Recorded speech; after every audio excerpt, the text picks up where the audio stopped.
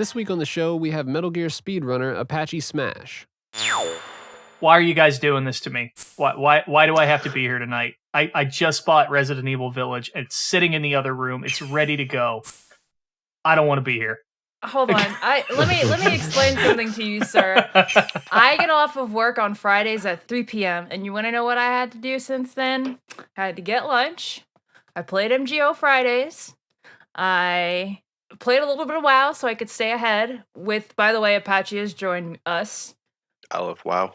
And now I'm recording this, so it's like, I'm like you. I'm just kind of like blue-balled right now. I gotta wait for the fucking United States Postal Service, so I don't want to hear shit. I gotta wait for GameFly.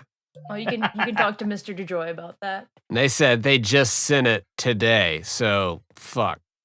If I wasn't here talking about Metal Gear, I'd just be playing it or talking about it somewhere else. It's just my Can you life. hear that sound? That sound is everybody clicking away from the podcast because they're like, oh shit, it's another Resident Evil episode.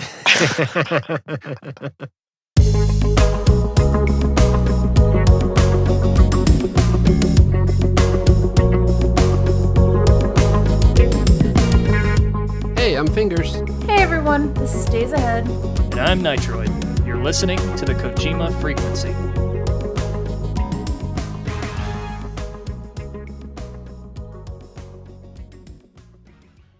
The Mikami Frequency. Yep. That's what I name like my Resident Evil stream sometimes when I Yeah. can't think of a title. It's 100% Days' joke.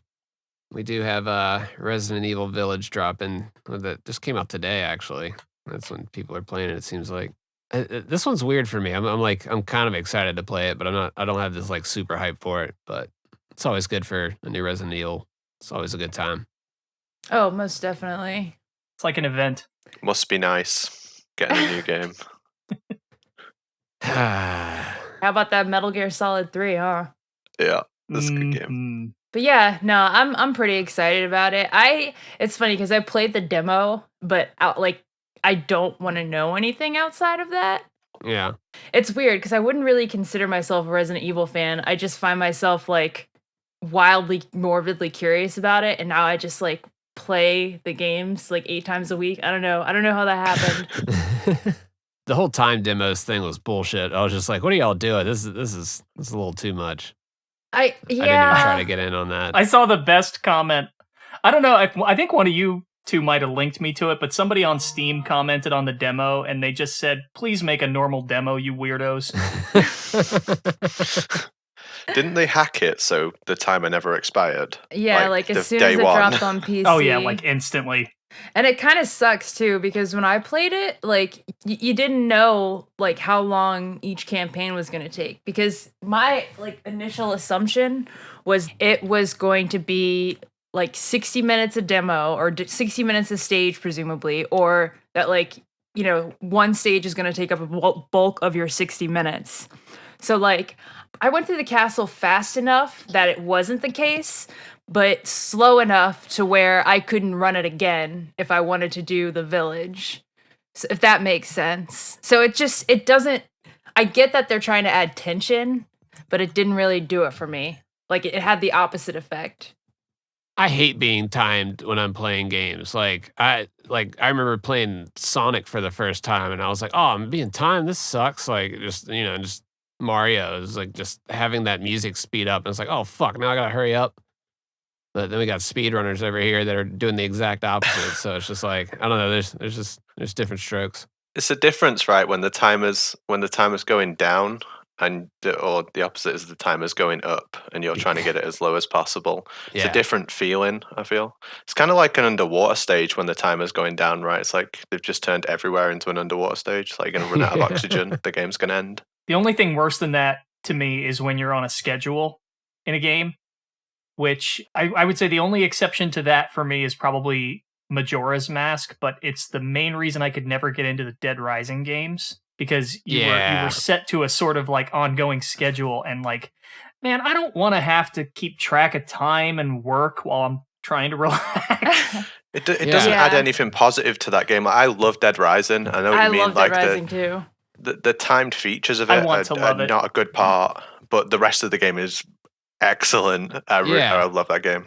Yeah, I just wish it wasn't there. And that, like, the same thing with Majora's Mask too. It's just like just adding that time in there just gave me that just feeling of like, man, I can't take my time and like absorb this game because that's kind of that's how I play games. I just kind of take my time through them. Yeah. Mm-hmm.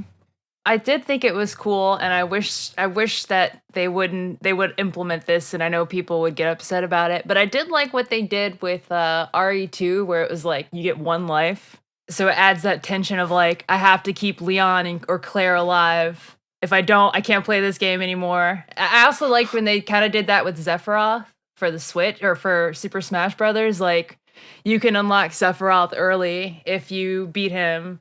But if you die, that you get one chance. So if you die, that's it. And it's like, I thought that was pretty neat because I think that adds tension while still allowing the user to allowing the player to kind of like soak it all in. But at the same time, I get why people don't like it. I remember there was a thing with Donkey Kong Country for Super Nintendo, and it was one of like the barrel puzzles. And I think to get 100% completion in that game, like you had to hit that one, and you only got one shot ever. Like to do that one encounter, and like if you missed that, it was like there goes your 100%. Yeah. Which one is it? Sorry, what was this again? For Donkey Kong Country, Super Nintendo. I don't remember that. I feel dumb about that game because I didn't think about it until I was older. But like as a kid, when that game came out, and the name of the game is Diddy's Kong Quest, I didn't get the pun until years later, and I was like, oh, Conquest. Oh, and I felt like an idiot. Well, today I learned. I mean, shit.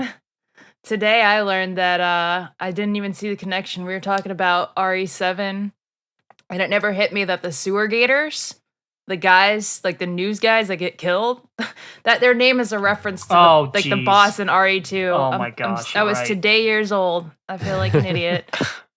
Okay, Resident Evil, peace, I know we... Resident Evil is, and I know we're going on a bit about this, but that series and I,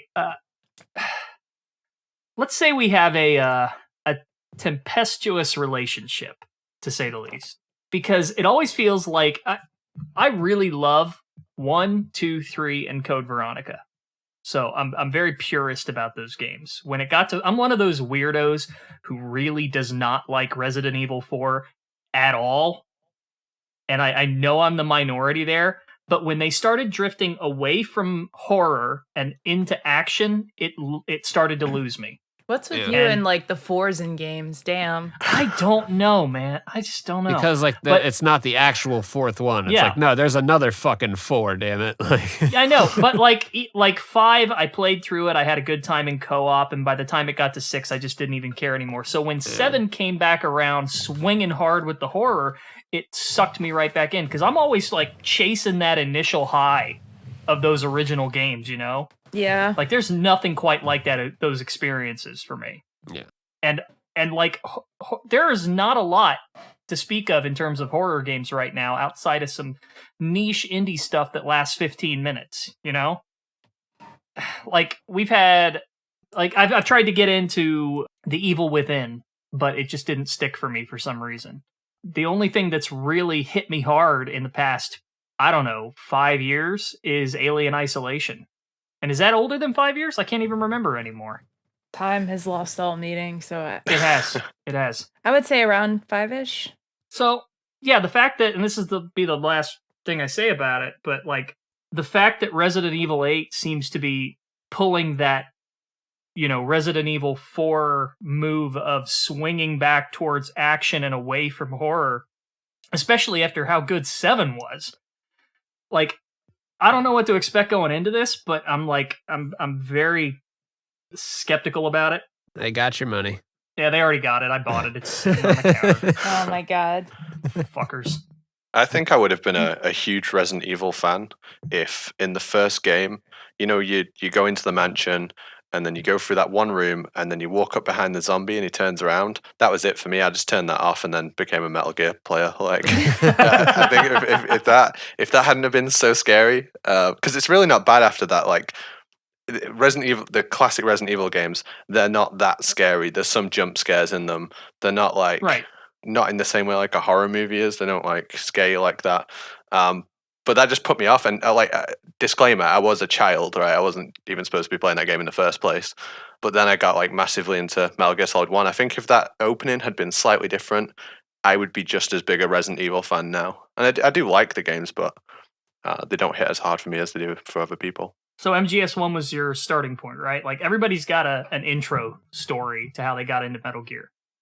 Yeah, Metal Gear Solid 1 on the PlayStation 1, and we have the PAL version over here, and we didn't know it was horrendous. So we all loved it, and like Snake is like, it's like he's on ice in the PAL version. I don't know if you guys have actually gone and played. Yeah, the PAL I've never version. played that. Yeah. Yeah. Just try it out. Like just give it a go. It is very different. The Snake is, because the frame rate's slower. But back in the day, we didn't have the kind of access to information that we have now. You didn't know that America had 5 extra frames, or that their games ran slightly faster. So, I love that game, but I think the one I really fell in love with was 2, because I was like 8 or 9 years old when I played MGS1. So I was just like running around firing the FAMAS like as every single guard, getting hundreds of alerts. I didn't really get sucked into the story the same way as I did with 2. And now you're doing Foxhound runs in 3. Yeah, I fell in love with 2 for the game and the gameplay, and that was my first speedrun as well. But I really fell in love with the speedrun of 3, and it's on the HD collection. So I think they made. I know not everyone agrees with this, but I really think they did a good job on the HD collection of a version of 3. I think they improved the game massively. It still has some like frame rate stutters, but going back and playing the PAL version of MGS3 recently, that game's got some big problems with frame rate. Oh, in comparison, it's insane. Like MGS3 on PS2, even in the US, ran at best 30 frames per second. There was just so much more going on in the environments that, you can only kind of suspect what was going on under the hood, but it just seemed to be doing a lot more visually, and so it couldn't run quite as smoothly as MGS2, which was, butter smooth almost 100% of the time. That was pretty close to the end of the PS2's like life cycle, right? As far as so it was like pushing itself pretty hard. So playing it on HD with that increased frame rate made a huge difference. Yeah, it just like controls better. It's like, it's in a way to me like how the game was meant to be played, and I guess I kind of feel like I hope to have that moment one day with MGS4 when I can play it as it's supposed to be played at like a steady frame rate. Yeah. 2 only slows down in like on the PlayStation 2 version. 2 only ever slowed down in the holds at the Harrier and at Rays. That's the only situation I can think it slows down. Or if you're firing a ton of stingers. Yeah, and at those sections of the game, not the holds, but the Harrier and Rays, you kind of want the game to slow down. Like if you're playing it for the first time, those bits are hard, right? Like you could do with an extra few frames to react to what's going on. 2 remarks on that. Regarding MGS4, have you seen any of the emulation efforts around that? Yeah, I think it's the future, right? It's getting better all the time. They've done quite a few updates. I don't have a computer that's good enough to run that, but I'm constantly like asking people who do have just like supercomputers sat in the house, like, is it stable yet? Is it stable yet? I think that's the future of playing the game, because I just don't feel like a port's coming anytime soon. I think it's kind of like stuck in hell because of all the weird adverts in the game and stuff. The iPods. It seems mired by all of these little things that they would have to change, because everybody likes to say the talking point you always hear is, oh well, it was built for the cell processor and converting the cell processor, and like nobody really knows what that actually means. Yeah, like I've heard that one. Like I doubt anybody who said that has ever looked at a single line of assembler in their life, but it's more than that. There is a Windows based branch of MGS4's engine that was used for Metal Gear Arcade. So, I mean, there's at least a framework there. But it's like you said, there's all of these little things that they would have to make adjustments to. So, whether it's the commercials, whether it's the branding, because there's so much Sony branding, the Apple branding, the weapon licenses, the bits of dialogue where they talk about, hey, we're on PlayStation 3. It's all of these things compounding, I am suspecting, that's keeping it from being remastered. Maybe the profit motive isn't there for it. maybe this is a hot take, but I feel like all the things like that would prevent the game from being ported don't actually add anything to the game. Like the iPod just kind of makes it look really dated already. It was dated when it came out. I don't think those are positives. Like you know, who am I? I don't design games and stuff, but like I wouldn't want those things in my game. Like the MacBook or the old Mac Pros. Like maybe they could update them to the new iMac or something. It looks weird when you've got like, you know, the Mark II and you've got all this crazy advanced technology and it's like, hold on, I'm just going to change the song on my giant iPod. It was funny then too, because like we already had, God, thinking back to when the game came out, it was 2008. 2008. Yeah. Right. Like those were already like well on the way out, and we had like, the iPod Touch and the iPhone, and like no one was using those. Well, believe it or not, audiophiles, there's been a sort of a little bit of a movement of people like modifying iPods, like old iPods, give them like larger hard drives, solid state drives. That is kind of cool. Yeah. I don't know if Otacon or them would be interested in that, but I don't know, just a little fun fact. Yeah, it's maybe it'll happen someday, but it just seems like they would have to change a lot to make it work. Yeah. Yeah. The other thing I was going to say is with the HD collection, I agree. I think they did a pretty good job.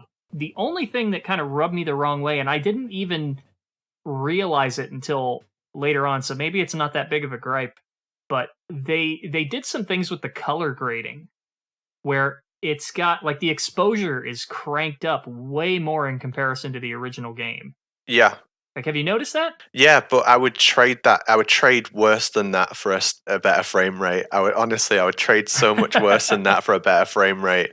It's never going to be perfect, and especially for something that people care about so much, right? But at the same time, they care about different aspects of it. I had one guy in my stream once, and he was like, "Oh, I hate the collection. That damn Blue Point.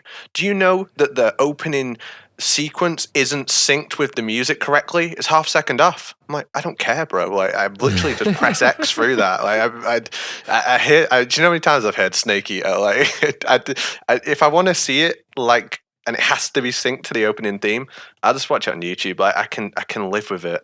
It's kind of funny because I've been messing with PCSX2 and emulating MGS2 a lot recently, and as I was doing that, I was looking at it and looking at the HD collection side by side and just sort of seeing like, all right, if I crank up the resolution on MGS2 as high as I can, you know, and I you know, add anti-aliasing, like I don't have an amazing computer, but I got one good enough to do this, and just putting those side by side, and I swear to God, emulated, it looks better than it does in the HD collection. If you look at the textures, for the most part, they updated the ones that are going to be front and center the most, so like faces and things like that. But most of the textures, they did not update for the HD collection. They're about the same. You can look in most places, and they're pretty much 1-to-1. I think it's going to be like the future at some point, especially if everything stays as it is now, where there's no news, right? So we don't know what's happening, and if we assume that nothing happens going forward, the future will be that technology will get better, people's home computers will become better, and we'll all in the future be playing these games on emulator, because PlayStations, they have a lifespan. Eventually they're all gonna break. Yeah. RIP PS3. Yeah, we won't have a way to play this stuff anymore, and you know, if it looks good on the emulator, all it's scaled and it's running at a good frame rate, I mean, play it on that. It's great. Yeah. The only catch there is that for some of these games, they were built for their hardware, and they used the hardware in unique ways that you can't quite emulate easily. So pressure-sensitive buttons, for example. I don't know about you, but I have never been able to get that to work in an emulator. On HD collection, I use a DualShock 1 adapter, so I don't have pressure-sensitive buttons. The worst thing pressure-sensitive buttons can do is, if you speedrun in the game, there's situations where you need to trank this guard, roll into him, and then go into first person, headshot this next guard. If at any point your gun doesn't go off when you need it to because you didn't hold it in forcibly on the DualShock 3 and then let go, and the game registered it as like a depress, and just puts the gun down, you're caught. It's that tight in some rooms. So a lot of 3 runners, we purposely do things to get rid of pressure sensitive buttons. That's interesting. I didn't know that. It's never mattered for me. The only time it really does matter is, CQC in 3, you can grab guards and then you hold circle halfway in on pressure sensitive buttons in order to drag the guard in like a grab. And if you press circle in completely, it slits the throat. There's a strat with Rykov where you run in, you like shoot the wall again, and make him like run around upstairs, and then you grab him and drag him into the locker room. If you don't have pressure sensitive buttons, you can't do that strat. So people have found ways around that. They use something called a gimmicks adapter, where you can send the exact signal you want to the controller. So you can say, if I hold this button, you will register a half press. So people do things like that. Although I'm not technical enough to do stuff like that, but that's the future of it. Yeah, I mean, that makes sense. It's just some velocity reader in there that's just capturing it, just like MIDI data pretty much. Yeah. So we're about a half hour in, and we haven't quite gotten to the topic that we were going to go into tonight, which is the oft ignored Metal Gear Ghost Babel. And I'm going to say Babel and not Babel, and it's going to start a fight. So bring it on. I've always said Babel. Do people say Babel? They do. I think Babel's correct, but it can fuck off. Like that's like I'm not saying. I've Babel. always said Babel because of Babelfish, like from Hitchhiker's Guide. Yeah. Right? That's my logic. You can't argue against it. But that's what it's a reference to, right? So that's what I assumed. Isn't it like biblical too? Yes, it's from the Tower of I don't think it's the Tower of Babel. It's the Tower of Babel, but I'm not gonna say Ghost Babel because it sounds stupid. That's what I'm saying. Yeah, it sounds stupid though. Yeah. It's like saying GIF instead of GIF. I'm not doing it. Yeah, I'm not confusing people who talk about peanut butter or animated image, but the creator said GIF. Yeah, he can fuck off too. His graphics interchange format. Dear listener, I'm willing to accept that I'm saying it wrong, but I will never change. Right. I never played it when it was new. I only played it for the first time last year, and I don't, as a rule, particularly like 2D games. Like, as I say, I got into Metal Gear Solid, and I was very young at the time. There's not that many 2D games that I've played and loved as like this and the Minish Cap. So I kept putting off playing it, and I'd watched Plywood, who was super into speedrunning it, so I'd seen it played and it looked cool.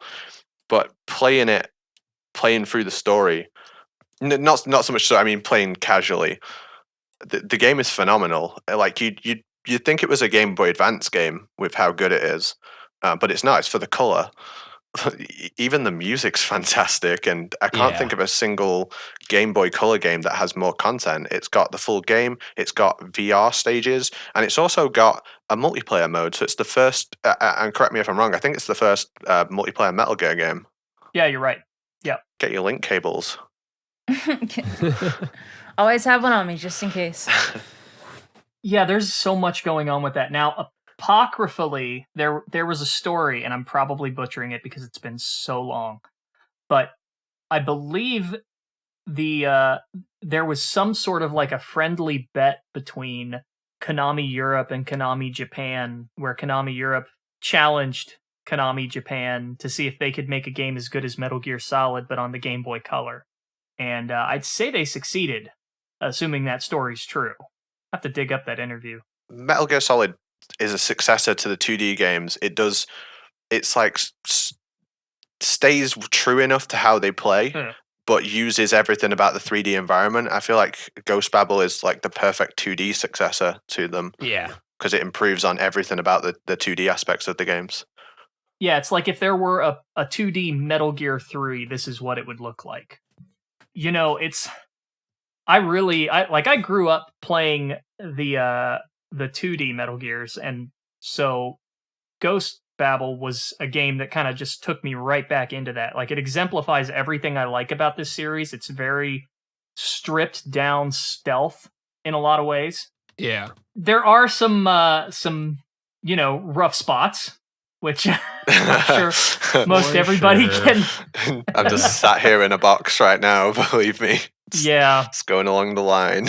Oh, yeah, man. that conveyor belt shit. Jesus Christ, what were they thinking? And the worst part about the conveyor belt is like we gave the music props earlier, but they put the worst fucking music in the game on that part, and so you're just sitting there doing trial and error with like that box, just like, is it blue? Is it red? Is it yellow? And just beat it. It's just like, it's the most aggravating music, man. I hated that shit. Otherwise, yeah, pretty great game. It was so interesting to see that pop back up in a weird way in MGS2 with Strut E. Yeah. You know? You're right. Shit, I haven't really thought about that. Which is kind of strange. I mean, it was like, it wasn't an annoying minigame, but it was still there. Yeah. And the multiplayer almost popped up too. That was another thing that they were experimenting with early on. It's worth saying that we're just finding ways of exploiting the conveyor belt in order to make the speedrun in MGS2 faster, but it's so technical because I assume you'll have all seen the glitch to get on the conveyor belt really quickly. So you don't have to sit on it and go around the line, you can just glitch into it. The people are only just using that to like teleport around the struts in order to do the route faster and disarm the bombs faster. And that's like a recent development. It's kind of cool that the conveyor belt was largely ignored for a long time. Like you get on it once and you go, oh, that's kind of funny. But now it's gonna like have a place in the run. Can you figure out a way to skip it in Ghost Babel? I'm sure it's not really my territory, but yeah, I'm sure they want to. There are skips in Ghost Babel, like the wave skip where you move fast enough to prevent the wave from pushing you back, and also you don't have to pick up the night vision goggles. You can just like go through the dark rooms completely in darkness and just know exactly where you're going. Oh man, that's crazy. Just like forced blindfold section. Yeah, some of the things that speedrunners pull off. This is why I'm never going to attempt it, because I know I wouldn't be able to pull it off. I think it depends on which game you like, but for me, if you like Metal Gear Solid 3, learning to speedrun it is just learning more efficient ways of playing it. In the HD collection, European Extreme Route, we don't use any skips. We just play the game as well as possible. So even if like you just think, oh, I want to, be able to get Foxhound more often, or I want to be able to, I'm really bad at this boss, I want to be able to do it better. If you look at the speedruns, you'll quickly learn ways to do it easier and also have more fun with it because you can like do it really efficiently as well. Yeah, and you were saying earlier that like you had done like the tuxedo run and how that you pretty much got really lucky with the RNG there on the bike ride. No, I got unlucky. I caught fire, which means I have to use a life med. So you did catch fire. Okay. Yeah, I do European Extreme Foxhound MGS3, wearing the tuxedo in every single room. To my knowledge, and I have looked everywhere, I can't find anyone else who's ever got like a single segment Foxhound run. I'm the only person who's done it. If anyone does know of a video of someone doing it that's not multi-segment, because it was for the longest time it was a very popular multi-segment speed run because you can save, and anything that gets in your way you can just reset your save and do it again. But I wanted to do it without saving, and I've only ever achieved the Foxhound run once, and I nearly did it today on stream right before this. But during the flying platform section during the bike chase, you have those guards on those ridiculous flying platform things. Yeah. They, apart from the fact that they just light you up and you have no way of reducing incoming damage because you're wearing the tuxedo, you can't wear OS camo, you can't wear the sneaking suit. The middle guard can just get above you and you can't actually hit him. There's no way to look up and shoot him. So you're constantly trying to prevent him from getting into that situation. But the other thing that really messes you up is the platform guards, when they crash, as you like shoot them non-lethal, they just crash into the ground. If they crash at a certain range from you, it will set you on fire. So you can't equip the box, which is a way of extinguishing fire because you're on the bike. You can change camo, which will instantly put the fire out. But in tuxedo, you're not allowed to take the tuxedo off. And the fire is the highest DPS in the entire run. So I have everything in the game apart from like hitting a death plane and dying straight away. Oh, man. In terms of physical like damage, the fire is the most DPS. So as soon as you catch fire, you just know straight away. I have to use a life med, and you can't use any life meds for Foxhound. So, son of a bitch. That's so late in the game too for something like that to happen. Yeah, it's right at the end. Are there a lot of instances where RNG becomes a factor during these runs? I know in Ghost Babel there's a couple instances of RNG being a factor, but in 3 is light on it, and I mean I play 3 I think in a big way because of the light RNG. When I'm going for something like Tuxedo, that's like a challenge run, right? It's like I'll accept whatever the game throws at me because I'm really trying to do something that's way more difficult. But in a normal European extreme run, the biggest instance of RNG you ever deal with is the Fury. So I often tell people the Fury is the hardest boss in Metal Gear Solid 3, and people are like, "Oh, when I did it, it was super easy." It's like, yeah, but you're not trying to kill him in 16 seconds. Like if you so at the start of the fight, you run south, and he's going to land in one of three positions. You have to know where he lands, so we use headphones to hear what side he lands on, and then you have to look at him, equip the Mosin the gun, and shoot him 3 times before he hits you. On Euro, he reacts faster than any other difficulty. So you need him to land on the left side or far right side, and then after you've knocked him down, you need him to either shoot at you or go into his standstill animation. But there's always a chance that he can just blast off and leave the room, like go flying around the room. If he does that, your run is dead. If you're going for the absolute best time, most people aren't, and they just want to fight him more efficiently. But even then, you're constantly every single time you knock him down, you have to deal with multiple things that he's going to do. No other boss in the game is even slightly like that. So he's categorically the hardest boss in the game. So do you run Ghost Babel at all? I haven't. I keep threatening to. I have the stage 1 world record, 35 seconds. Stage 1 in Ghost Babel is a huge meme in the speedrunning community because the best time you can get is 35 seconds, and anyone could do it with like 10 minutes practice, but it's impossible to get 34. Okay. So there's like 30 of us on the board with this stage 1 IL, and whenever Ghost Babel gets brought up, everyone's like, "Oh, I've got world record in that stage 1." And Plywood, the guy who routed all the difficulties and very knowledgeable guy in the game, he absolutely hates it when we mention it. And the other big joke is someone will play Ghost Babel for the first time, they'll love it because it's a great game. There's only 2 kinds of people who like Ghost Babel and people who've never played it. So someone will play it for the first time, and then they'll be like, "Oh, I'm so going to learn the speedrun," and then they never do. They never ever do. It's a long game. I mean, considering it's a Game Boy game, I mean, that game takes a while. Yes. I assume if you're speedrunning it, it's not going to take as long, but I remember the first time I played through it, it took quite a while. Yeah, I definitely struggled with it the first time I played through. Like most people as well, with the conveyor belts and nightmare, right? Well, there's also the when you have to blow up the power plant, you have to find those exposed corners to plant the C4 on. And if I remember right, those are randomized, right? Yep. Yeah, even if you're like looking at a guide for that, it just doesn't help. So you just have to, and the worst part about that is like the room layout in that part is just a pain in the ass. You've got like that's all separated from like got the electricity. It's like a couple of floors, and then there's the couple of parts where you have to like crawl through just like long ass tunnels, and it's just, I don't know, it's just a slog through that part trying to figure out.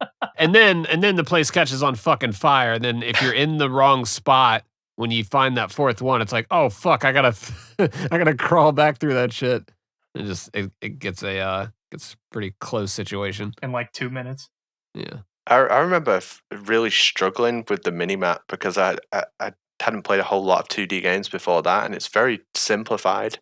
I mean, the game looks pretty simple anyway because it's like for the Game Boy Color, but I find it very hard to navigate with that minimap. Yeah, it doesn't do the best job. It like tries to represent stuff like 1-to-1, but it just comes across as like confusing. You're like, wait, what? Is that a wall or is that a floor? It's the prime example of like a display that's like 16 by 16 trying to display something that's like 64 by 64. Yeah. Yeah. So what you're saying is we need a remake of Ghost Babel? Oh my god. Can you imagine it's not canon, like if they were remaking Ghost Babel? It may not be canon, but that game has a story that stands up to the rest of them. It's something. The way I see it is if they can add Symphony of the Night to phones, they can add Ghost Babel phones. Why not? I mean, I don't know. Okay, if you haven't played Ghost Babel and you don't know anything about it, it's going to shock you when you get into the story, given that the game has an E rating. Yeah, I guess spoilers? Yeah. Absolutely should not have it. Mark it right here. Yeah. I'm going to try to avoid spoilers, but like... Oh, fuck it. Spoilers. All right. Okay. Yeah. Because this is a dark game. Incredibly dark, even by Metal Gear standards for parts of it. And like the only conclusion I could come to is that the ESRB looked at this and said, oh, it's a Game Boy game, so it must be for kids. And then they didn't play it. That's the only answer. Yeah. They did that a lot. I remember. It's because some of the stuff that happens in it is just crazy. Like there's a serial killer who like cuts, like he kills people and then like sews their bodies into sentient puppets. It's just like, what? It's messed up. I think people get put off by the fact that it is quite a primitive looking game, and it's 2D. It's for the Game Boy Color, Yeah. but I didn't expect myself to like it. I'm not a person who particularly enjoys handheld games. I'm not a person who really enjoys playing 2D games, and I rate it so much. I think it's such a good game. It's not like a good Metal Gear game, and it's not like a good 2D game. It's just a straight up really good video game. I like the way they simplified the look too, because it definitely is. It looks distinct from Metal Gear 1 and 2. It takes almost like a more comic book tone. I guess you could say a more manga approach. The guy that would trying to remember my timeline here. It's been so long. Ikuya Nakamura, who would work on BanToTheKai later on, did most of the art for Ghost Babel, along with Juntaro Saito, I want to say. And both of them worked on Metal Gear Solid 2 a bit, if I remember right. God, someone's going to correct me, but I want to say it was Saito who did the... You remember when Metal Gear Solid 2 came out? It had the manual with it had the instruction manga. Do you remember that? Yeah. Like you open up the instruction booklet and it's got like your instruction manual was part manga, right? And I think Juntaro Saito did that. It was one of the two. I can't recall which. I don't think we got that here because like I'm gonna go find my copy in a second. I don't remember that. It sounds like we got really ripped cool. off here. Yeah, that was one of the coolest things at the time. I'd never seen anything like that in a guide at the time. But yeah, it's they didn't skimp out, and so you had Shinta Nojiri essentially directing this game, and he kind of is responsible for doing all the weird stuff in this franchise. So you had Shinta Nojiri directing it, and he would later do Metal Gear Acid 1 and 2 and Act 3 of Metal Gear Solid 4. And you had Tomokazu Fukushima writing it, who, he wrote Snake Tales, right? Yeah, he did the Snake Tales, and he wrote supplemental codec dialogue for 1, 2, and 3. He often gets miscredited with being the mastermind behind MGS2, right? Yeah, I think there's nuance to it, but yeah, there's this whole subset of fans who think that he's like the man behind the curtain, so to speak. Like we had an episode on this, but like a while ago. Yeah, it was like episode 10. Yeah, where people think like, oh well, really, the series went downhill after he left because Fukushima was the one with all the talent, and like it's like that's not true at all. Like that's not how it works. There's been interviews where he's talked about his writing responsibilities and the things he did, and he mostly did like supplemental dialogue, codec sequences, things like that. I think it's easier in people's heads for them to put these games down to like one person's genius. Yeah. And I feel like a lot of people just get kind of left behind when fans are worshipping one person as a creator of this game that had hundreds and hundreds of people work on it. Right. I've always found that kind of strange. Yeah, it's romanticized, and if you need an example of this, look no further at how anybody who has mostly negative things to say about Metal Gear Survive, like putting the merits or flaws of the game aside for a minute. Most fans probably don't realize and probably don't care that the people who worked on Metal Gear Survive are the same people for the most part that have been working on the Metal Gear franchise for the past 20 years. A lot of those names are the same. there's this perception that when Kojima left, he took everybody with him. And other than some specific people, that's just not the case. Like, it's the same people as always. It's just a different structure and a different situation. Yeah. But it's funny thinking about Shinta Nojiri's involvement in this because I got to remember how this went. But I'd always hoped he would do more because his games tend to be really interesting to me. And when he left, he made some comment. Well, I should be clear. After doing Acid 2 and MGS4, he did his own standalone game called Never Dead. I don't know if you've ever played that. No. It did not do well. It had some creative ideas, but it was not a success. But he left the team after saying something to the extent of, my boss just wanted me to make sequels, and I didn't want to do that. Which is really can funny. Understand that need. Yeah, I wish, like he said, it's like my ex-boss, yeah, I found, okay, so it's like he was laughing and he said, my ex-boss wanted me to make games in the franchise, but I didn't want to, or I didn't think so. Which is a shame because it's he seemed to be kind of getting lined up to, sort of take over after Kojima was finished.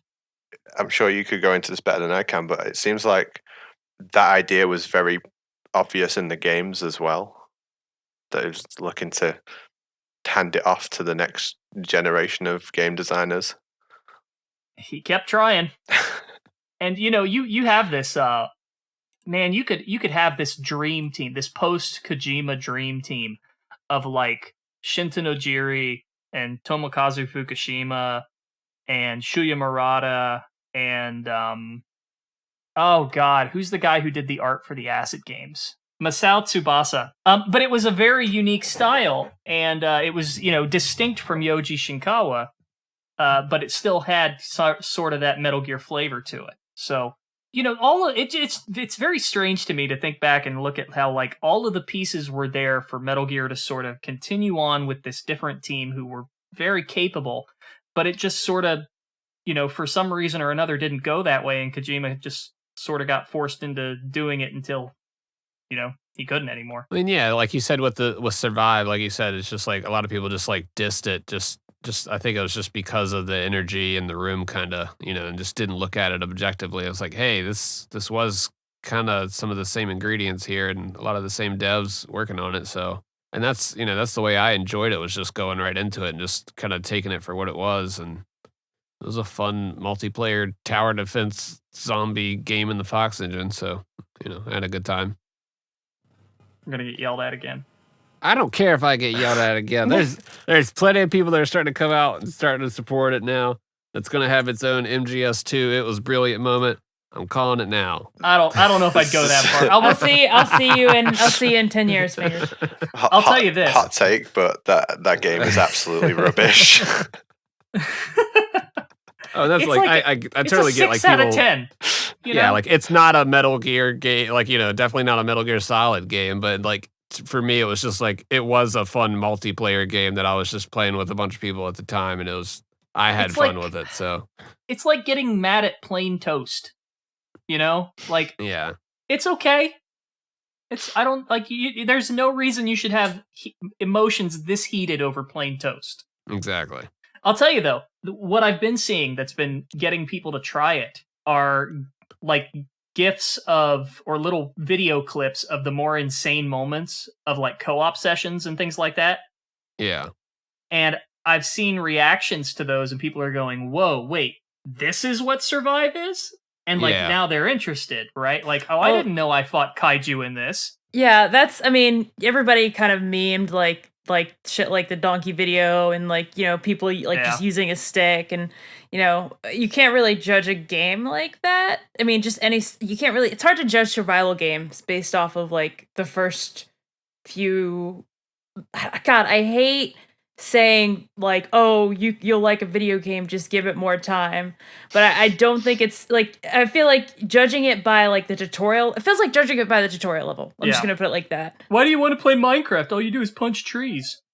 Yeah. Yeah, there's a lot of just discourse about the fences and like, oh yeah, well you can just set up a fence and poke through the hole with the spear, and it was just like, Yeah, try that when there's 6 of those guys walking. Like, they just instantly demolish the fence and then swarm you. It's like, that does not work in the so people were literally only doing that in, like, the first 3 stages and able to get away with it.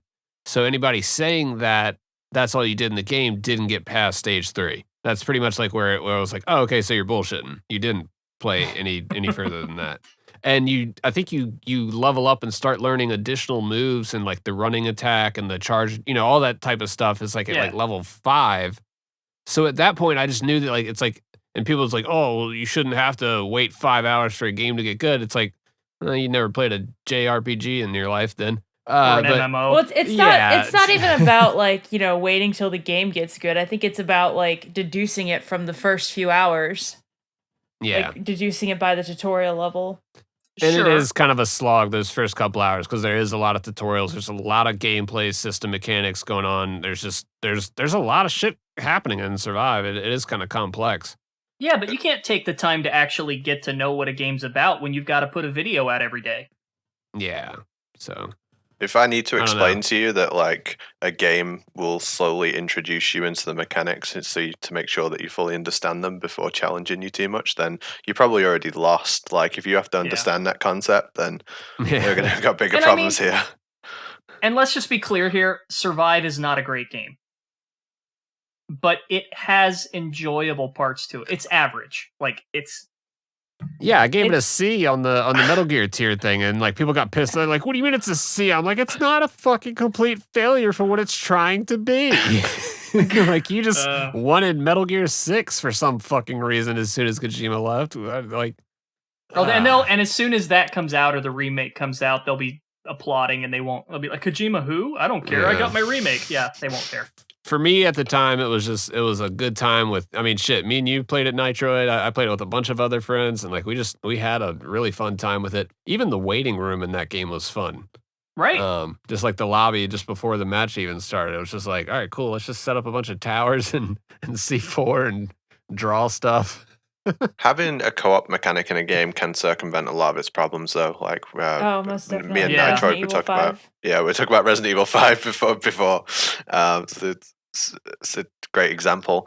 I think like for me personally, a good example is Time Splitters 3 Future Perfect, because it wasn't as good as 2 and it tried to do too many things, but it was still fun because you could play it with your pal. Now you got me wondering, like, yeah, if I'm willing to look past some of the flaws in Survive because I enjoy the co-op, then what would strengthen the single player? And the game does Co-op. sort of Like right? seriously, Yeah. like the single player The whole thing scenario co-op? with co-op would have been dope. Yeah, I don't know why it isn't. Well, no, hear me out. This is going to kind of dovetail here. Because Survive does sort of dip its foot into horror elements a bit, Oh yeah. especially when you're in some of the buildings that are infested by the spider type creatures. Those I don't creepy remember. crawly things in that Yeah. one room. Fuck that shit. that actually kind of screws with you. Molotov. So like stealth and survival horror have always gone hand in hand quite well. And like why couldn't there be a horror Metal Gear game? I think that's what it was trying to What be you a mean- little bit. what I you mean, mean? just a It didn't quite get there. What do you Yeah. mean? In 1, there's ghosts. In 2, it's horrendously scary. 3's got the nightmare sequence. and the sorrow. Yeah. It's a Yeah. horror game. But I wouldn't call that horror per se. Like it has certain horror elements, or just it kind of flirts with it. I'll tell you, the scariest thing in Metal Gear to me is not actually any of the sequences you just mentioned. But it is in MGS2. And it's one of the alternative missions where you're doing photography and you have to find like a ghost. And so you're in the tanker and all the lights are out except for one, and you have to like figure out a puzzle. And basically, the clue it gives you is that ghosts hate light or something like that. And so you look around and you're going through the tanker, through those hallways near the end where you have the shootout, and there's like one light bulb above a door and a dead body, like a bloody dead body on the ground. And when you shoot the light, after a moment, a ghost of the dead body comes flying through the wall at you. And when you're looking in first person with your camera trying to like get a shot, like it was like, what the? Yeah, like that actually got me. Some Fatal Frame shit right there. Right? Like that was pretty good. There is I don't know. I think a horror Metal Gear could work. I was kind of interested in doing like the all ghost photos speedrun in MGS1, and I was going to like do it on stream and then put my stream as Fatal Frame, like playing Fatal Frame. Man. I didn't even know that was a category. Yeah, it's not overly run or anything, but you pick up the camera, you get all the ghost photos, and then complete the game. All right, so what's the weirdest Metal Gear, like for any of the games, what's the weirdest speedrun category or the most insane? The weirdest. Or is that it? That's difficult to say. I don't know. I think saving Meryl's pretty weird, but we don't actually have a category for that. We just straight up don't do it. Some people do. Some like really good souls, like Joseph Joestar 316. Like he pretty much always saves Meryl when even though he's speedrunning, he'll always save Meryl, so he'll always survive the torture. He just can't let her die. Yeah. The rest of us are just like the scene opens up and we're just like, I give in. I give in. Frame one. Just get me out of here.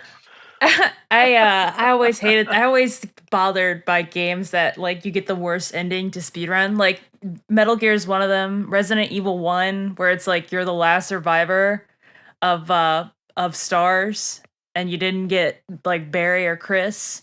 And then like Silent Hill, all the Silent Hill speedrunners I know, like they always get the ending where Sybil slaps what's his face, Henry. Yeah, Mass Effect 2 is another one because like you have to let everyone die to do it as fast as possible. Oh yeah, so like All right. No, that makes sense. See, Final Fantasy 6, you can't wait around for Shadow. Yeah. Like, Or with Sid, right, as well, where you have to feed him the really fast fish, yeah. or he just fucking dies. And then doesn't Celeste just like throw herself off a cliff in depression or something? Like this is a Super Nintendo game and you've got your main character committing suicide. Rated E. Right? Sorry, you guys got me playing Ghost Babel on this emulator now. It actually runs. This is like one of the few games that actually runs well on like a mobile emulator, like as far as like controlling and stuff. So, but yeah. Speaking of which, Apache, I know that the other day we were talking about, and I don't know if this is if we want to like ease this in to another conversation, but I wanted to kind of get into our discussion about like sort of the rise of like MGS randomizers. And you had mentioned a few of those. Hold up. Hold up. That's a thing? It's not. It's in its infancy, right? Because D-Limes 13 is probably, it's fair to say, is the best Metal Gear Solid 2 player. Certainly the fastest. He's done every single difficulty. He has something like 800 first places on his speedrun.com profile, and they're just in Metal Gear games. I was on his stream with him once, and I was like, wouldn't it be cool if we had a randomizer where every time you go into a different room, it changes the difficulty? And then 25 minutes later, a community member called BMN had made it. So he started trying that out. And then what came after was the all caution mod. So every single room has a caution no matter what. And something Limes wants to do in the future is get a big boss rank on European Extreme with every room as a caution. So we don't have like mods like Resident Evil have. They have every zombie as nemesis and all kinds of crazy stuff and all kinds of like restrictions and things they can put into the game. We don't have that much, and I'm hoping that as people run what little we do have, then people will get new ideas about what to put into the game. This sounds amazing, and I am in complete support of it. Every guard is Metal Gear Ray. And we were kind of breaking down God. the logistics of it too, is because it's like, okay, what if you go to like this area and it switches to European Extreme? But from my understanding, it's like none of it's really like there's no way you can. They've programmed it so there's no way you can kind of soft lock yourself, right? Yeah, they thought about this kind of thing quite a lot. When you go into a room with a caution, there's never a situation where, even though there's extra guards in the room, it'll give you an alert straight away. there'll never be a situation where you can enter a room and then the room fails because you would be stuck. A good example I can give is when you put the Rykov uniform on in 3, and you walk down that long corridor and you salute the guards, and then you go to the torture section. When you enter that room on European Extreme, if you don't have the uniform on, you would be seen by the guards at the end of the room, which in European Extreme on 3 is game over if discovered. But they thought of it, so they made the guards like look at the floor for like 4 seconds, and then they both look up to the doorway where you are.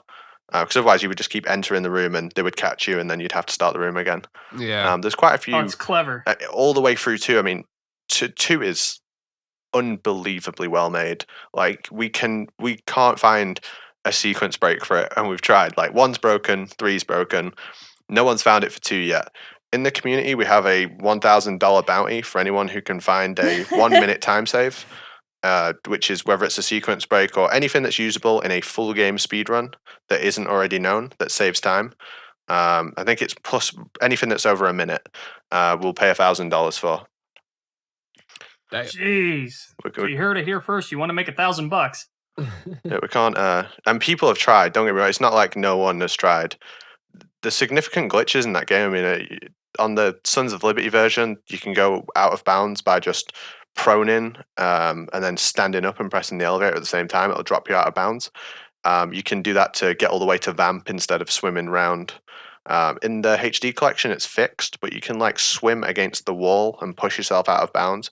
And the glitch is like so difficult that even I'd say more than half the people who run Metal Gear Solid 2 don't do it because it's so difficult. So yeah, there's no sequence break for 2. You know, there are people who run Grand Theft Auto 5 where I don't know what it's called, but I've seen these mods, and they're not necessarily speedrunners per se. I mean, I've seen speedrunners do it, but there is a mod for Grand Theft Auto 5 that just injects random effects every minute or so. Have you ever seen this? Yeah. There's quite a few Grand Theft Autos that have it, and they have like where Twitch chat can like spend points and they can donate, and it'll do different things. I would love to see that in 2, but it's like, what effects would you use? Well, like what I was going to say is it might not be good for 2, but for V, it could be. Well, I think there's Adam Online, I know, is doing that like Twitch interaction stuff where it'll just be like, like pop off a shot or like empty a full clip, or it'll give him wall hacks. Guards like speed up. So they're starting to sort of broach that territory, but I wonder if you could like, have a car drop out of the sky or something, or the skulls spawn suddenly, things like that, or it warps you to a random spot on the map. I think it's like the realm of entertainers. I mean, I love Adam's stream. He's a great entertainer. A lot of people who speedrun these games, they're not like me personally. When I stream on Twitch, right, I'm not trying to be an entertainer. I'm just trying to play the game as well as possible. Like I would never have something in my game that could destroy my run partway through it. I'm like, Adam, why are you doing this to yourself, buddy? And he's just like, I don't know, this is fun. There's enough things in MGS3 already that can ruin my run without people being able to throw them in. But I think it's cool, and I think there are people like Joseph Joestar who runs not 5 but Ground Zeroes, who would love stuff like that in his stream. And if someone came along and made it, there'd be definitely people who use it. Yeah, even just like guard placement, just randomizers could do a whole lot. Something we recently got the infancy of as well is being able to edit VR levels in MGS1. Which is something that people love to speedrun VR. Like when the game came out, people used to speedrun VR. Konami had a site with leaderboards where people could submit their times to. Some of the times on that board, people can't replicate now. And then it's always like a big thing to beat the time on the board and beat the TAS. But Konami was like asking for people to send their times in, and they were competing on it all the way back then. So people still do that now, but what was always talked about was having the ability to make our own VR levels, kind of like Mario Maker, and how cool that would be for 1 and 2. Yeah, we've talked about some kind of Metal Gear Maker or something. That we've talked about it a bunch of different times. That'd be so fun to just have full access to get into those mechanics. I am no expert on the mechanics of MGS2 or the code side of things, but from what I understand of it, what little I understand, the levels, the guard routes, those are heavily curated. And the guards have AI that will, drive their behavior to an extent. But routes and clearings and things like that, they have to be curated. So, I mean, I've had conversations with a friend about this who knows much more about it than I do, and it's a serious undertaking to do something like that. Yeah, I think it'd be a lot easier for like the 2D game style to just, have like the maker type deal where you could just, place, just making some kind of ghost babble or Yeah. MG2, it's just like, all right, and then this guard and just can do this path right here. It can only get but so complex, 2D like that. Yeah, to summarize it, the pathfinding isn't as automated as you might think it is. If I recall correctly, and this is, I guess I would consider this kind of a hope spot. If you remember Volume, that game that you recommended to us that felt like a super spiritual successor to, not spiritual successor, but incredibly influenced by Metal Gear, if you will. They have custom levels, so you can, that's sort of like a Metal Gear Maker. At least a proof of concept. All the MGS2 VR runners also run Volume. They all Nice. they all play like D-Lines 13, Platonic Guy, Major Zero. They all love Volume. They all play the hell out of it. It's a good game. It must be like if someone who so heavily plays VR too, to where they play it every day and go for the best times, also likes Volume. I think that's a good indicator that it's done well in being a spiritual successor. Yeah, definitely. So, has there, to your knowledge, been any movement in the realm of getting custom maps into those games? So someone, a user called Wanted Thing, released a MGS1 route editor. You can just download the RAR on the Metal Gear Speedrunners Discord. It's probably in the Modders of Liberty, I think their Discord's called as well. So he's released a tool. It's way above me.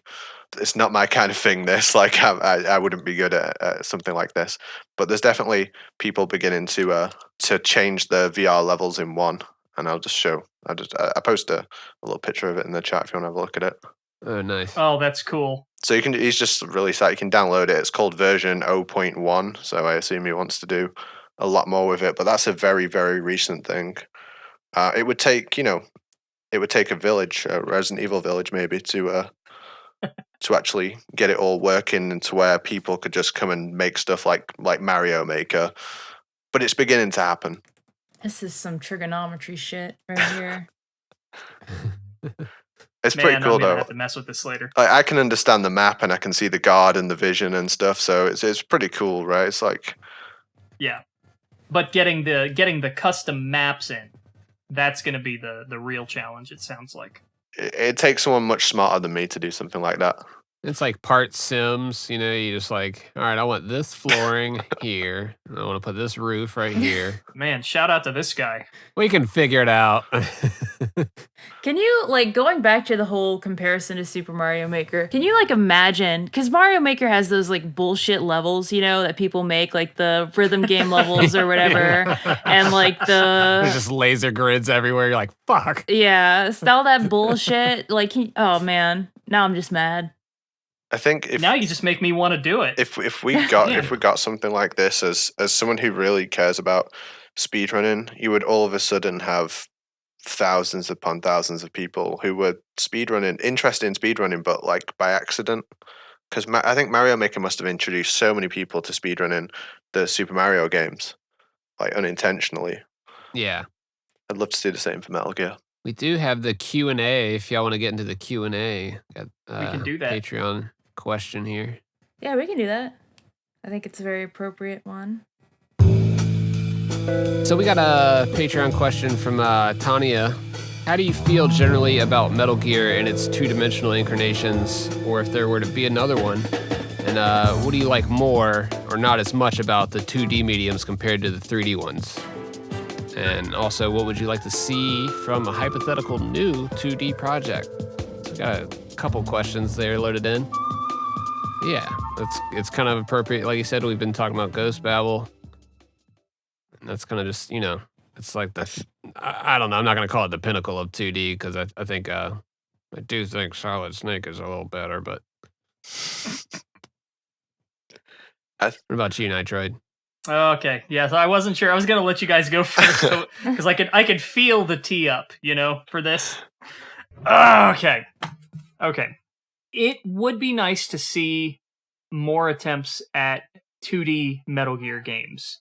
I know I'm probably gonna echo some things I've said in the past, but in a lot of ways, MGS1 is a 2D game in a 3D space. Yeah. I Okay. agree with that. I'm so annoyed because I think you're going to say exactly what I want to say about this question. No, you go and I'll just say same at the end. But like, I think Metal Gear's problems in its later incarnations is that it got away from everything. Everything that was good about the game came from a 2D space being moved into a 3D space. So Metal Gear Solid succeeded on the 2D games. It took everything that was good about them and made it in a 3D and did it in a 3D environment, like Nitroid said. Over time, I think it's moved away from those elements. A little bit. Got that damn 3D camera. Which I don't use in my runs at all. By the way, I turn it on twice and I never use it. That was gonna be my next question. Is if you preferred that or the strictly top down. No, loads of people use it. It sucks. I hate the 3D camera. It moved away from it. So in 2, it moved away from it a little bit, and then in 3, it moved away from it even more. 4's a mess, and then after that, I'm not a huge fan of the games. Gameplay wise, not so much story. But if we want to see a future Metal Gear game, even if it wasn't a 2D one, I think it needs to look at what made the games good that came from the 2D games and go backwards, start again, kind of thing. One of the things that shocked me was when Portable Ops came out, and they had that camera system that drove everybody crazy because you had to essentially, the claw, holding your PSP in a weird way that almost breaks your hand so that you can use the D-pad for the camera, and like it's awful, right? Who tested that? Who tested it and went, yeah, this is great? Yeah, I mean, day one when I played that game, I thought to myself, why didn't you guys just use the static camera? Did you not think about it, or did you not have the time? Because that just seems like logically, it seems like a better way to go about this. If you're going to play Metal Gear on a portable system, then okay, you look at a lot of more recent handheld Nintendo games, like A Link Between Worlds is a good example, where you have these 3D models in a 2D space, right? And Metal Gear, to me, seems ripe for that. Now, you're going to have to find an art style that doesn't look ridiculous, but to have those, those 3D models, but play it like a 2D Metal Gear, much like MGS1, seems like such an obvious approach to me that I'm just shocked they haven't done it. I never thought of that, but like static camera would have made Portable Ops a million times better. I like Portable Ops, but its control scheme is horrendous, and it's because of the camera. Static camera. Why didn't I think of that, and why didn't they think of that? God, you're making me think of the Gene fight now with the camera. Oh my God. Sorry. To their credit, they fixed it with Peace Walker, and that plays just fine. It was brilliant to switch it over to the face buttons. But it just seems to me like if you're going to make a portable Metal Gear title, why wouldn't you stick with the old camera angle? It just, I don't know. I would really like to see them go back to that 2D style. Like you said, let's go backwards a bit and kind of figure out where we got lost. I just imagine the Phantom Pain with a top-down camera. It's not a good time. No. Just running in the desert, just like a screen at a time, just like tick, tick, tick, tick, tick, tick, tick, tick, tick. Yeah, well, I mean, like 4 feet ahead of you. When you go open world, obviously you need a 3D camera, and I think in MGS3 they wanted to make it feel like it was open world, even though it's not. Like it's just contained like MGS2 and MGS1. But small little areas. It does give that feeling. It just has grass. Yeah, it absolutely gives that feeling. But you can see once you start using the 3D camera that you weren't actually supposed to look at a lot of the environments in MGS3 from a different angle. They don't look right anymore. Like terrain doesn't look correct. No, just never use the 3D camera. It's also way easier. Like when you get that additional situational awareness, that 3D camera makes the game extremely easy in comparison. Yeah, because that was part of the limited radar in 3, just having to like, all you had was that little like nudge up a little bit. It was kind of like the binoculars in the older games, it's just like you can look one screen up, but that's about it. It's like, all right, that gives me a little bit of look ahead, but. And I realize this is probably a patronizing statement to make to a speedrunner that it's easier because you're playing this on a very different level from us who just kind of, we play it for fun and not competitively. Yeah. I think every time like, casually, like the 3D camera does make things a lot easier because you can just look round corners, you can get a lay of the entire room very quickly, which you can't do in the static camera. But when you already have that information, you do know where you're going. The 3D camera is just another thing to contend with. And whenever I'm teaching people the route, and whenever I'm teaching people how to play the game, they're always like fighting with the 3D camera along with trying to learn stuff as well. I'm like, no, just turn it off. Just go here and here and do this. And so once you already have the information, the 3D camera is just making it worse. Whereas the static camera, if you don't have the information, is harder. But yeah, I do agree with what you're saying. That just adds another variable completely. Yeah, just and makes the following the certain path that's like the most optimal just, that much more difficult. Makes sense. Don't get me started on the 3DS version. That's my favorite PowerPoint presentation. Although I did think it's cool when they knock out your eye, when your eye gets knocked out by Ocelot, like the 3D turns off. Does it actually? It's like I can't remember. I'm pretty sure either that or it's I'm pretty sure it does. I've only played it once. I never used the 3D, but I read about it. There's a couple of weird things they did with the 3DS version. One is, for some reason, you can let go of the ladder, during the ladder. For some reason, you can let go of it on the 3DS. You just get halfway up and you press a button to let go. No idea why they put that in, because they will have had to. That didn't exist in any other version, so they had to literally code that in, and they took time to do that, which is super weird. And something that you might be thinking about it in reverse. There might be a flag on the ladder that prevents you normally from letting go, and they may have forgotten to add the flag. Possibly, yeah. The other thing that they added was all the Metal Gear games. They've never been consistent with whether the IGT, the timer at the end, whether or not it counts loads. So sometimes it does, sometimes it doesn't. Metal Gear Solid 2 PC doesn't. Metal Gear Solid 2 on every other version does. Metal Gear Solid 3, loads are counted. But on the 3DS version, they're not. And there's a guy called Appel who's a very clever guy, messes with the emulators. He goes and looks in at what the code is doing. It's just like one variable, like off and on inside the game. And the 3DS people just turned it off.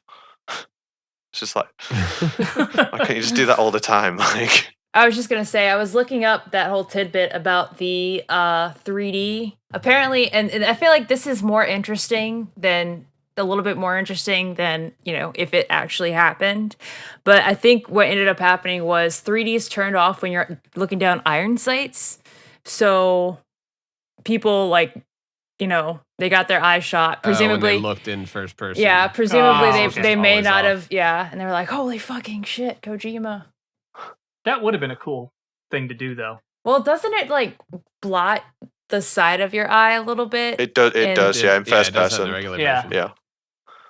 You just get like a black mark. On the load times for speedrunning in MGS2, that explains why I've heard some people try to get like certain models of PS3s. Yep. Run the game on. That was a huge thing. And when I joined the community, all the information about models was completely wrong, and we had to go and like retest. And there's Major Zero, not the character from the game. There's also a speedrunner called Major Zero who speedruns 3. Mm-hmm. He's got something like 17 PlayStation 3s in his house that he bought. Holy he just kept shit. buying them to test them, and then sit there, play the game, look at the load screen, look at his splits. Did it load the room faster? Okay, this is the one I'm going to use for speedrunning. So this is how complicated it is, and I love explaining this. But people come into my stream and they say, "Why are you playing on Japanese?"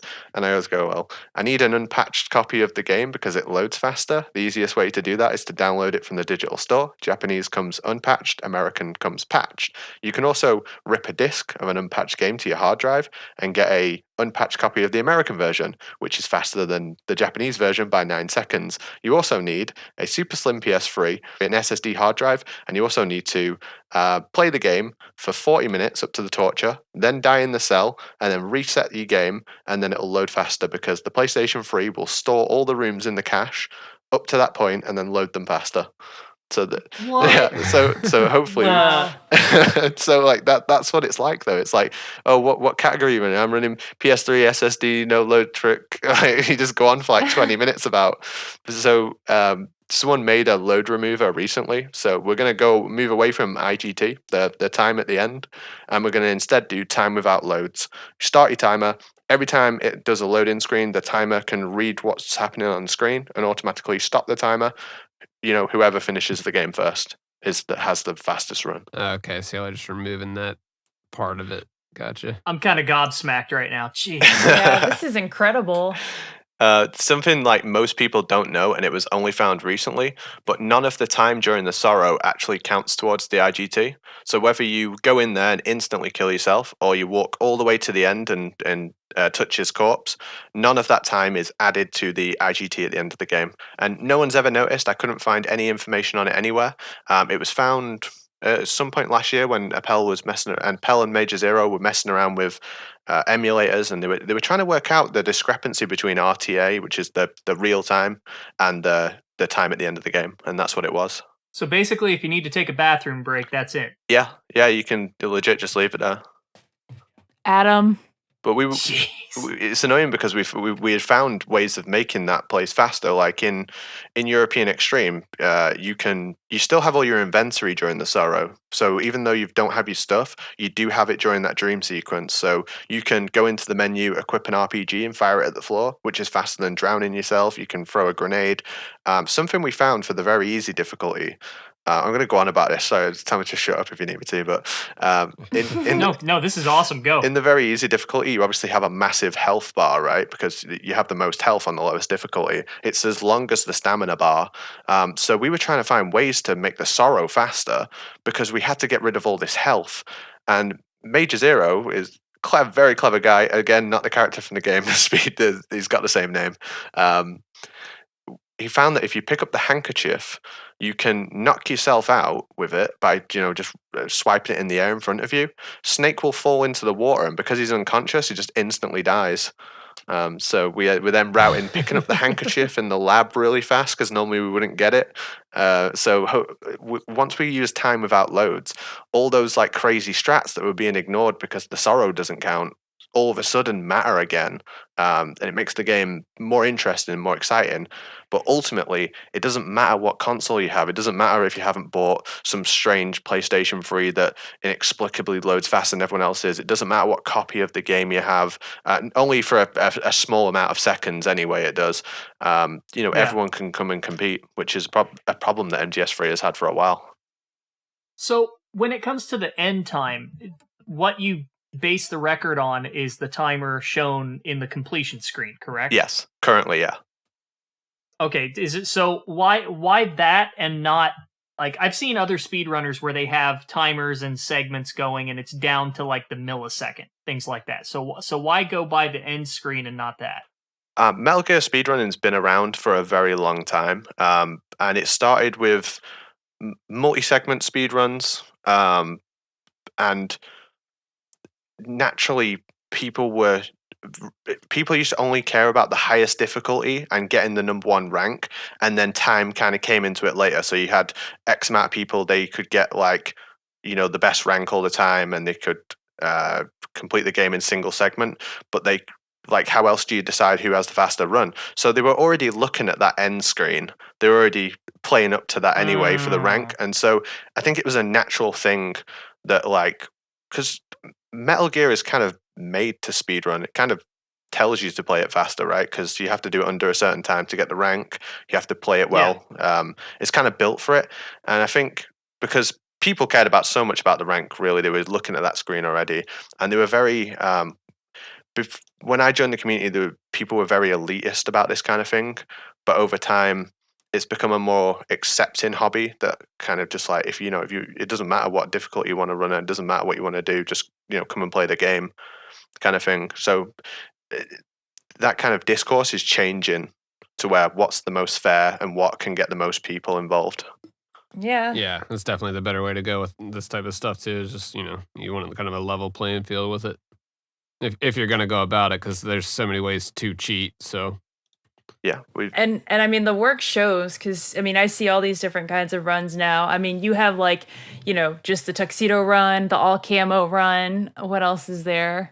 Perfect stats. I've done every difficulty. One of my goals, like when I first got into MGS3, was to have every record in every difficulty at the same time.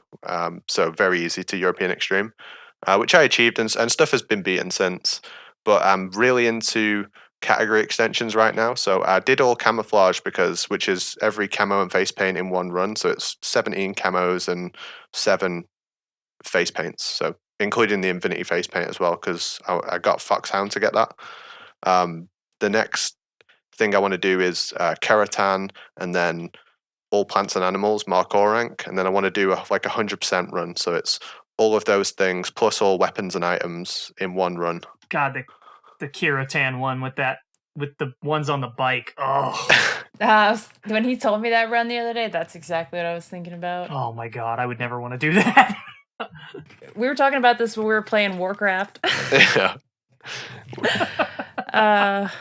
I can see why it would seem like the hardest thing in the world to hit that Keratan when you're moving on the bike, but I've done little else than but play Metal Gear Solid 3 for like 2 years now, so hitting like, you only get there's only like 6 there or something.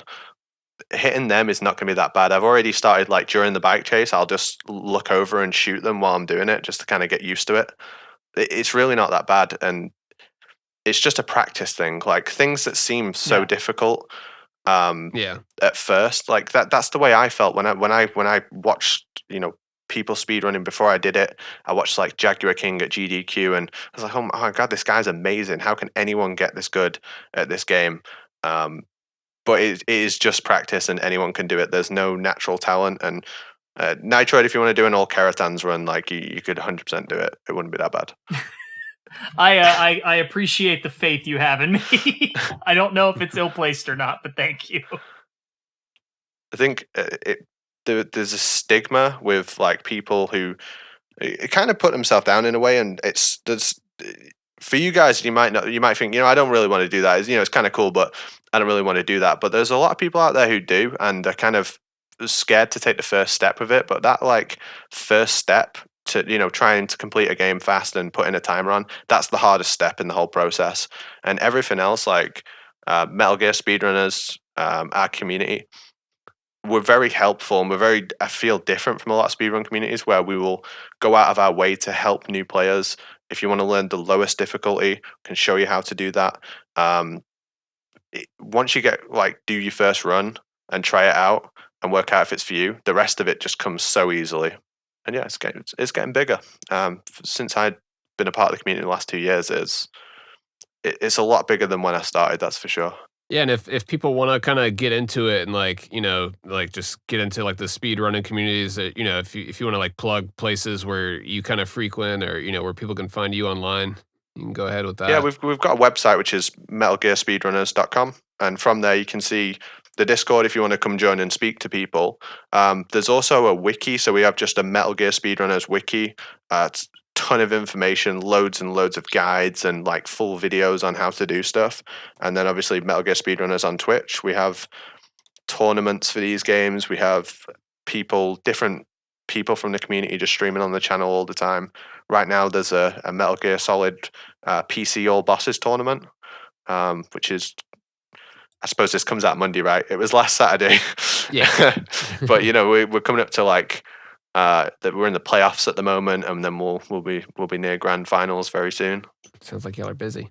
Well, looking forward to it. I have ran one, but I don't really run one that often, and I wasn't sure I was going to be super into it, but just after watching the first race, and I'm not the biggest fan of PC. That PC is broken, right? The MGS1 port of PC was made by 3 people in a bedroom, and it's a bit of a mess. And MP3 rips. Yeah. Oh, we definitely know the tale.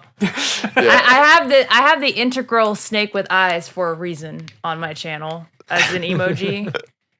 I heard a story. Sorry, it's a bit off topic, but I heard a story that they went out and bought the OST on disc to put it onto the PC version.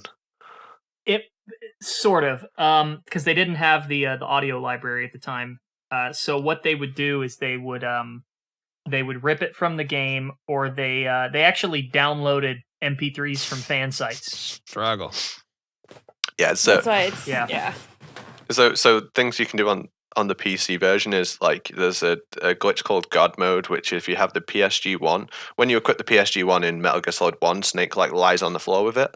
But because of the weapon hotkeys which are on the keyboard, you just press like 9 and it switches to the PSG-1. You can instantly switch to another weapon, which the game thinks Snake is like lead on the floor, but you're actually running around, so you're completely invincible. And then there's another version of the glitch where you can skip triggers and go out of bounds, and there's no fall damage in MGS1 because you're never supposed to be able to fall. So you can do things like unload the tower, and it's a crazy run. But no matter what you do in MGS1, you always have to fight Liquid at the end traditionally. So there's no glitch As for it him. should be. Yeah. At least you get to like sucker punch him over and over again. Yeah, we do. There's the infinite, but I think that was like supposed to be the 2-punch infinite for Liquid, where you just repeatedly punch him with a certain rhythm and he can never get out of it. I do know that. That was in some game footage, like not like demo footage for MGS1. There's a clip of someone doing that at Konami in the clip. That's funny. Jeez. All right, man. Well, hey, thank you so much for coming on today. I have learned way more than I thought I would. Dude, I knew when I was telling y'all, I was like, I've been talking to this dude a bunch while we were playing Warcraft. That shit just happens when you're leveling in Duratar, man. Yeah. Honestly. You might see me lurking in your Discord a bit more. Yeah, no, come. It's honestly a cool Discord. It's a cool community, and yeah, thanks so much for having me. Yeah, ApacheSmash, we really appreciate you coming on, man. Yeah, if people want to follow you on Twitter, you're just at... Yeah, just at ApacheSmash. That's the same for my stream as well. I play Metal Gear Solid 3 every single day, pretty much. All right, man. Yeah, thanks again for coming on, man. We had a good time. Yeah, same.